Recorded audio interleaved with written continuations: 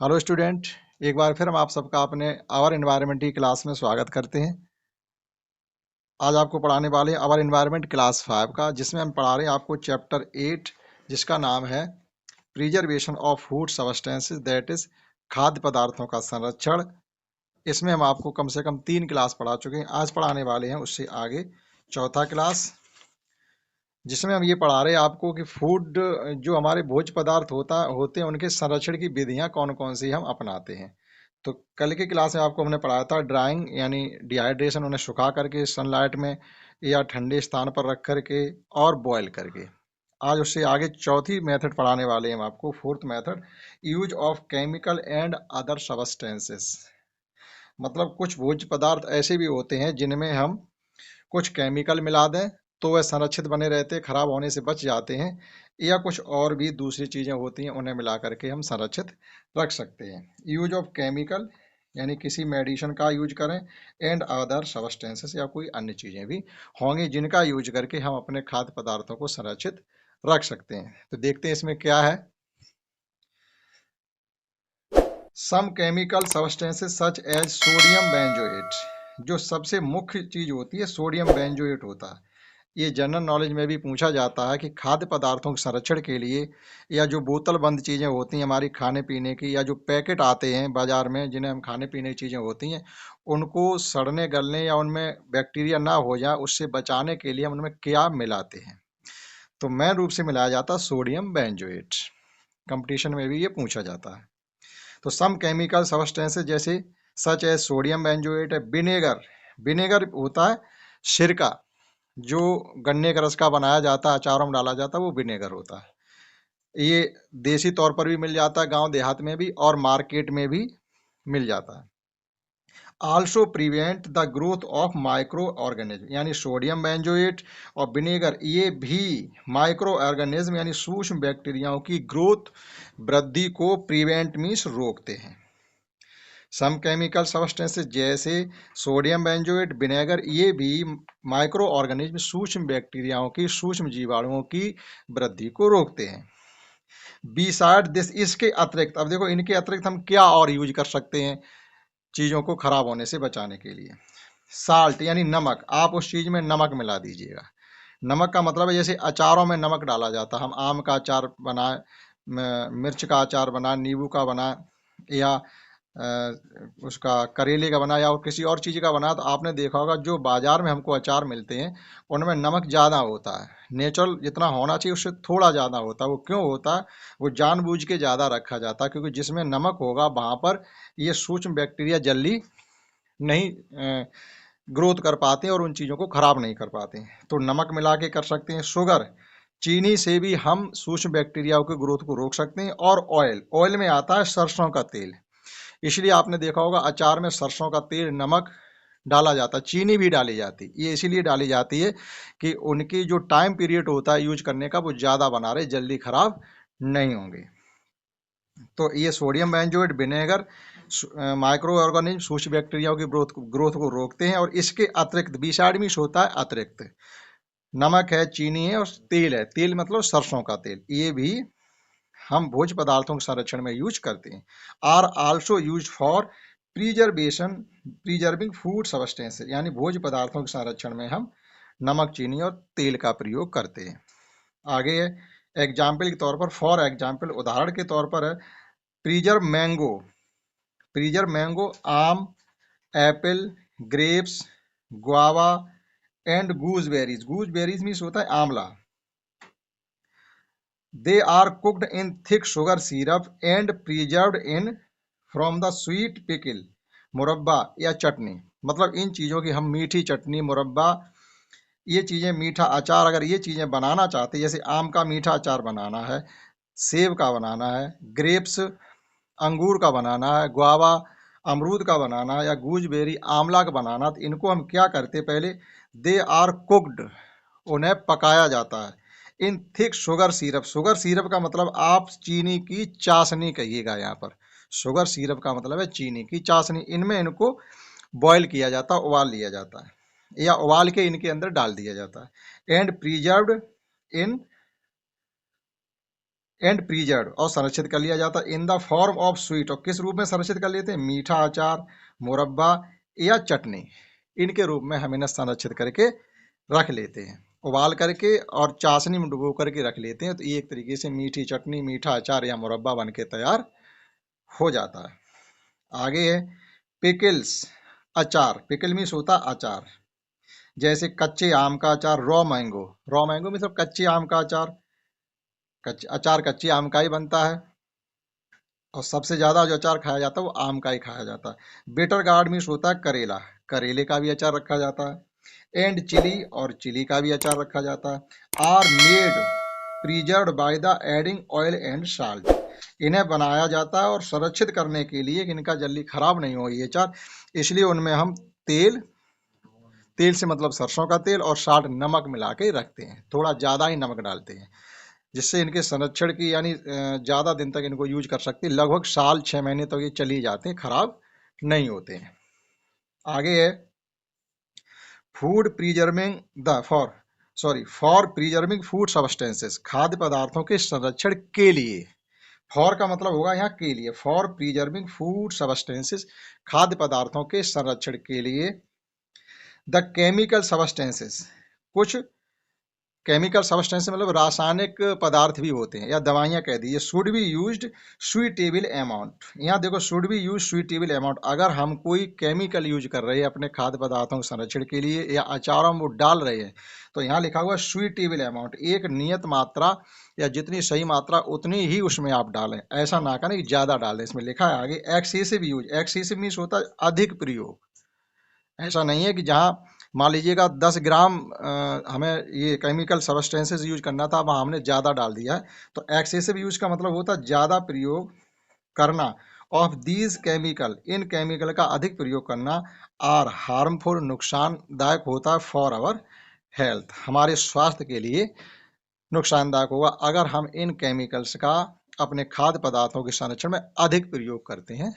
तो एक ये मेथड हो गया use of chemical and other substances. Next fifth है, आइए उसको भी देखते हैं।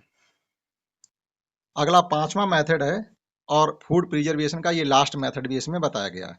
हीटिंग एंड देन कूलिंग, एकदम किसी चीज को गर्म करना फिर जीरो पे लाके ठंडा कर देना इमीजिएटली। लिखा हुआ heating and then cooling immediately. Immediately means होता है एकदम तुरंत, कि आप पहले तो उसको गर्म करिएगा और फिर उसको ठंडा कर दीजिएगा। शीघ्रता से ठंडा करना, गर्म करना और शीघ्रता से ठंडा करना, इस प्रक्रिया को हम कहते हैं पाश्चराइजेशन यानी पाश्चरीकरण करना। पाश्चरीकरण करना, यहाँ से आप ये समझ लीजिएगा जो हम बाजार से पैकेट बंद दूध लाते हैं वो यही वाला दूध होता है, पाश्चरीकृत दूध होता है। इसमें होता क्या है, पहले आप 70 डिग्री तक उसको एकदम गर्म करते हैं और 70 डिग्री पर गर्म करने के बाद तुरंत किसी प्रोसेस में डाल करके उसको हम ठंडा करते हैं 0 डिग्री सेंटीग्रेड तक, और तुरंत उसको हम पैकेटों में पैक कर देते हैं और मार्केट में डिलीवर कर देते हैं। तो वो दूध 3 4 या हफ्ते भर भी चल सकता है, उसका कोई पता नहीं होता कब तक चल जाए, क्योंकि बाद में फ्रिज में ही रखा रहता है, यूज करने पर ही निकाला जाता है। तो यही पाश्चरीकृत दूध होता है जो हम लोग मार्केट से पैकेट बंद दूध खरीद के लाते हैं। देखते हैं इसमें क्या बता रहे हैं। In the process of pasteurisation यानी पाश्चरीकरण की प्रक्रिया में, पाश्चराइजेशन पाश्चरीकरण ही कहेंगे, पाश्चरीकरण की प्रक्रिया में the milk is first heated, पहले तो दूध को गर्म करते हैं, कहाँ तक, at the temperature of 70 degree centigrade. पाश्चरीकरण की क्रिया में पहले दूध को 70 डिग्री सेंटीग्रेड तक हम गर्म करते हैं। एंड देन इमीडिएटली, और तुरंत, और उसके बाद तुरंत कूल्ड एट 0 डिग्री सेंटीग्रेड तक, और 0 डिग्री सेंटीग्रेड तक ठंडा कर देते हैं, यानी जमने वाला होता है। 0 के बाद ही कोई चीज जमना शुरू होगी, 0 तक उसको ठंडा कर दिया। दिस डिस्ट्रॉय, अब इससे होता क्या है, हमने ऐसा आखिर क्यों किया है कि उसको 70 डिग्री तक गर्म किया और फिर तुरंत 0 डिग्री तक लाके ठंडा कर दिया। तो ऐसा क्यों किया, दिस डिस्ट्रॉय, इससे होता क्या है, the harmful bacteria present in the milk, जो दूध के अंदर हानिकारक बैक्टीरिया थे वो क्या हो जाते हैं, डिस्ट्रॉय यानी मर जाते हैं, वो खत्म हो जाते हैं। अब उसके अंदर जब बैक्टीरिया नहीं रहेंगे तो वह भोज्य पदार्थ या खाद्य पदार्थ थोड़े ज्यादा दिन तक चल जाता है। This milk is then sealed in clean bottles, उसके बाद इस दूध को हम साफ सुथरी बोतलों में पैक कर लेते हैं। एंड पैकेट, और पैकेटों में भी पैक कर लेते हैं। And sold in the milk dairies, और मिल्क डेयरी पर इस दूध को हम बेचते हैं। तो ये जो मिल्क डेयरी दूध की डेयरी होती है, उन पर जो बोतल बंद या पैकेट में दूध मिलता है वो पाशीकृत दूध होता है। और पाशीकृत उसको क्यों कहते हैं? उसको 70 डिग्री सेंटीग्रेड तक पहले गर्म करते हैं, फिर 0 डिग्री सेंटीग्रेड तक लाके ठंडा करते हैं। ऐसा करने पर उसके अंदर जो हानिकारक बैक्टीरिया होते हैं, जो दूध को खराब करने वाले होते हैं, उनको वे नष्ट हो जाते हैं। ठीक है, यहाँ से हम थोड़ा और इसमें आपके बता दें, दूध में लैक्टोबैसिलस नामक लैक्टोबैसिली नामक बैक्टीरिया होता है जो दूध को खराब कर देता है।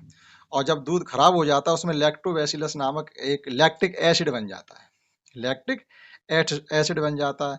तीसरी चीज ये होती है, अगर दूध की हमें शुद्धता मापनी है तो वो लैक्टोमीटर होता है। लैक्टो से ही नाम शुरू होती है, लैक्टोबैसिलस यानी ये बैक्टीरिया होता है दूध को खराब करने वाला, और लैक्टोमीटर दूध की शुद्धता मापने वाला यंत्र होता है। और लैक्टिक एसिड, जब दूध खराब हो जाता है तो उसके अंदर लैक्टिक एसिड बन जाता है, यानी ये अम्ल होता है लैक्टिक एसिड। तो इतनी इसमें जानकारी और थी। आगे देखते हैं, the major which are taken to keep, major का मतलब वही जो हम कदम उठाते हैं, which are taken to keep the food substances safe for future is called the preservation of food. यानी जो हम पढ़ रहे थे वो उन्होंने अब हमें आके बता पाया है कि भविष्य में अपने भोज्य पदार्थों का प्रयोग करने के लिए, उसे संरक्षित करने के लिए जो हम कदम उठाते हैं वही हमारा खाद्य संरक्षण कहलाता है, भोज्य पदार्थों का संरक्षण। The major of which are taken to keep the food substances safe, भोज्य पदार्थों को संरक्षित करने के लिए हम जो कदम उठाते हैं या जो भी काम करते हैं उसी को हम, अब ऐसा करते क्यों हैं?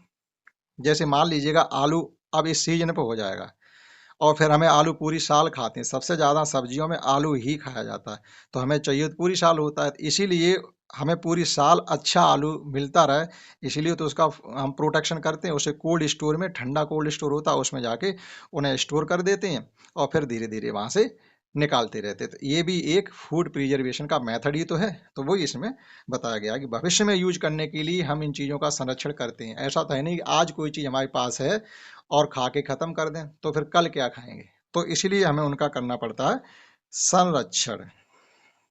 इतना और देखते हैं इस क्लास में। आगे है, in your home also some measures must be taken to preserve the food substance. वो ये कह रहे हैं आपके घरों में भी कुछ ऐसे कदम उठाए जाते होंगे, taken to preserve the food substances, खाद्य पदार्थों के संरक्षण के लिए।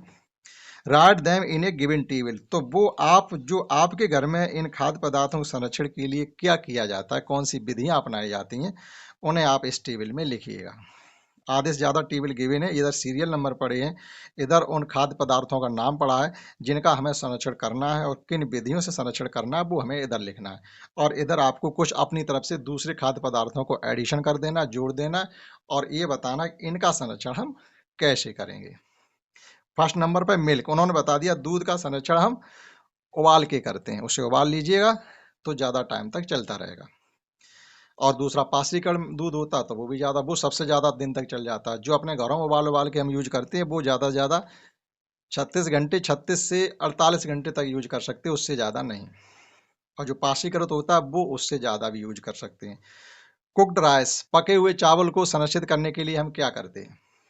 पके हुए चावल को संरक्षित करने के लिए हम दो काम कर सकते हैं घर में। एक तो उस चावल को किसी कंटेनर में रख करके और उस कंटेनर को पानी में रख दें, ये तरीका हो गया। दूसरा, उसे हम फ्रिज में रख दें तो कुछ टाइम तक उन्हें संरक्षित रखा जा सकता है। क्लीन कोरिएंडर, ग्रीन कोरिएंडर, हरे धनिया, हरे धनिया को संरक्षित रखने के लिए हमें क्या करेंगे? इसमें ये कहा गया keeping them wrapped in wet cloth, यानी आप उन्हें भीगे कपड़े में लपेट कर रख दें। रैप्ड मीन्स होता है लपेटना, रैपर, किसी भीगे कपड़े में लपेट के रख दें, ये हो गया। या फिर आप उसको फ्रिज में रख दें। तो ऐसे करके धनिया, हरे धनिया को संरक्षित रखा जा सकता है। सेल्स, अनाज, अनाजों को संरक्षित रखने के लिए हमको करना क्या? पहले तो अनाजों को सनलाइट में अच्छे से सुखाना है, जो उनके अंदर की नमी खत्म हो जाए। उसके बाद पैकेटों में या टंकियों में भर भर के एक तरफ रख दिए जाते हैं। पोटाटो, आलू के संरक्षण करने के लिए क्या करते हैं? आलू को संरक्षण करने के लिए एक ही तरीका है कि उसे हम कोल्ड स्टोर में डिपॉजिट करते हैं।